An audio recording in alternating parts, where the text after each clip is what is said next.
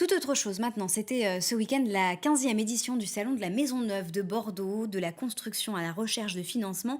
C'est l'occasion pour le futur propriétaire de se frayer un chemin dans ce parcours complexe, manque de terrain, pression foncière sur les grandes agglomérations et Covid-19, autant de freins à ce marché qui ne perd pourtant pas ses ailes. Christophe Chavanneau. La maison individuelle, c'est la forme d'habitat préférée pour 80% des Français. Pourtant, faire construire sa maison peut paraître complexe entre la recherche d'un terrain, d'un constructeur, mais aussi d'un financement. C'est un gros parcours, on a déjà construit 2 maisons dans notre vie. Aujourd'hui, il y a quand même une pléthore de choix, une pléthore de possibilités. Par contre, à l'inverse, il y a de moins en moins de possibilités en termes de terrain. Donc c'est quand même un parcours délicat, donc il faut se faire accompagner, mais selon moi, se faire accompagner par des bonnes personnes. Donc c'est un peu difficile. Ah, ça reste quand même frileux quand même. On sent que c'est frileux, quoi. On sent que c'est très frileux, mais bon, on peut le comprendre aussi, hein. Alors, on est au début de la démarche, on a fait le principal, donc le courtier, voilà. Donc maintenant on cherche les terrains et éventuellement les constructeurs.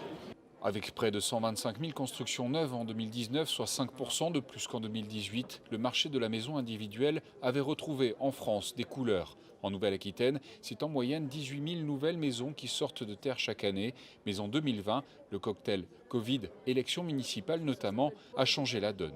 On a beaucoup de projets qui ont été décalés pour plusieurs raisons, hein. Donc le confinement où les gens effectivement n'ont pas pu aborder leurs projets. Il y a également eu les élections municipales qui ont bloqué beaucoup de projets de construction. Il y a une rareté du foncier. Il y a le fait que les autorisations administratives, les permis sont souvent refusés, décalés.